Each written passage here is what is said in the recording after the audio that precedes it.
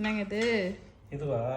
முட்டை தோசை. நீ முட்டை தோசை கேட்ட. முட்டை தோசை தானே கேட்டேன். ஆமா, வீட்ல நிறைய ஹார்ட் ஒர்க் பண்றல, ஒரு முட்டை தோசை ஒன்று போட்டுட்டு கூட எக்ஸ்ட்ரா 2 லட்டு தின்ன ஆசையாடுற மாதிரி உனக்கு எக்ஸ்ட்ரா ஒரு ஆம்லெட். அக்காவுக்கு ஒரு ஆம்லெட் பார்சல்ன்ற மாதிரி ஆம்லெட். தேங்க்யூ. மக்களே, நாங்க 2 பேரும் உட்காந்து சாப்பிட்டு வந்தோம். அங்க பாருங்க, அதை காமி.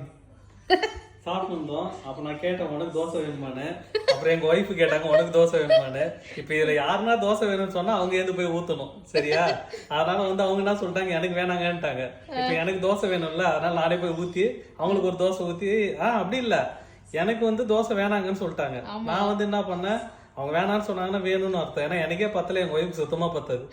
அதனால நான் என்ன பண்ணேன், போய் ஒரு முட்டை தோசையை ஊத்திட்டு, சரி ஒரு முட்டை தோசை பத்தாது அவங்களுக்கு, அதுவும் தெரியும், கூட ஒரு எக்ஸ்ட்ரா ஆம்லெட் ஒண்ணு போட்டுட்டு, இப்ப எனக்கு பாருங்க அங்க அந்த சொல்லுவாங்களே, காசு கொடுக்குற எனக்கு 2 இட்லி சாப்பிட்ற அவனுக்கு ஆட்டுக்கால் பாயா இடியாப்பா எல்லாம் கொடுக்குறான்ற மாதிரி முட்டை தோசை ஊத்தி கொடுத்த எனக்கு ஒரே ஒரு வெறும் தோசை.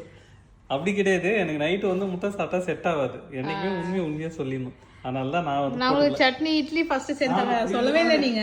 இது எங்க ஒய்ஃபோட அவங்க ஆயாவோட ஃபேமஸான சட்னி, பெரும்பாக்க சட்னி. இந்த பெரும்பாக்க சட்னி எப்படி செய்வாங்கன்னா, வெங்காயம் தக்காளி போட்டு வதக்கிட்டு, அதுக்கப்புறம் பச்சை மிளகாய் இதெல்லாம் போட்டுட்டு, கூட கொஞ்சம் தேங்காய், அது இல்லாம கொஞ்சம் பொட்டுக்கடலை இதை போட்டு அரைச்சிப்பாங்க.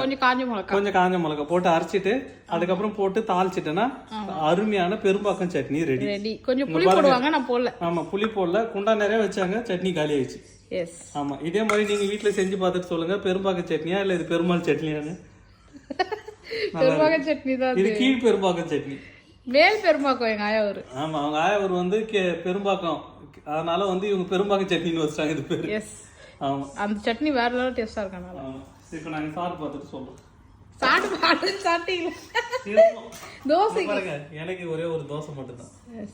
என்னைக்குமே உழைக்கிறவங்களுக்கு இதுதான் ஊதியம். இந்த ஊர்ல எல்லாம் நம்ம ஃபங்க்ஷனுக்கு போனா வச்சுக்கோங்க, கல்யாணத்துக்கு இந்த போய் பரிமாற போறான் பாரு, அவன் ஆத்து வரையும் பரிமாறிட்டே இருப்பான். உட்காந்து சாப்பிட்டுக்கிறான், அண்ணா சாம்பார் எடுத்துவானே, ஏன்னா பொரியல்ண்ணா, ஆனா ரசனை, ஆனா லட்டே வைக்கலண்ணா, 2 அப்பளம்ண்ணா, வடை எங்கண்ணா அப்படின்னு கேட்பாங்க.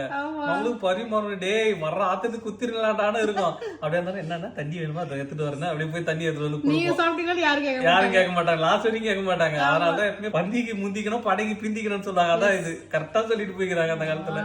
அதெல்லாம் தெரிஞ்சுதான் இப்பெல்லாம் அவனுமே பந்திக்கு போய் பரிமாறே போக மாட்டானுங்க இப்பெல்லாம். அதனால ஆள் வச்சிடறாங்க, கேட்டரிங் வச்சிடறாங்க. அவங்க என்ன பண்றாங்க, எவனையும் ஆனா ரசம் வேணுமால அவனையும் கேக்குதுக்கிட்டு போடு, இலையில எல்லா ஐட்டத்தையும் போட்டே சாப்பிடு, ஏது ஓடு அடுத்தாலுவா போடு. ஏன்னா அவங்களுக்கு அது வேலை. இது யாரும் உபசரிக்க மாட்டாங்க. உபசரிக்கிறது வேற, வேலை செய்யறது வேற. ஓகேவா மக்களே? நீங்களே யாருன்னா இது மாதிரி ஃபீல் பண்ணியிருந்தீங்கன்னா சொல்லுங்க. கல்யாணத்துல போய் இப்பெல்லாம் எப்படி கல்யாணத்துல உபசரிக்கிறாங்க, யாரு உபசரிக்கிறான்னு சொல்லுங்க.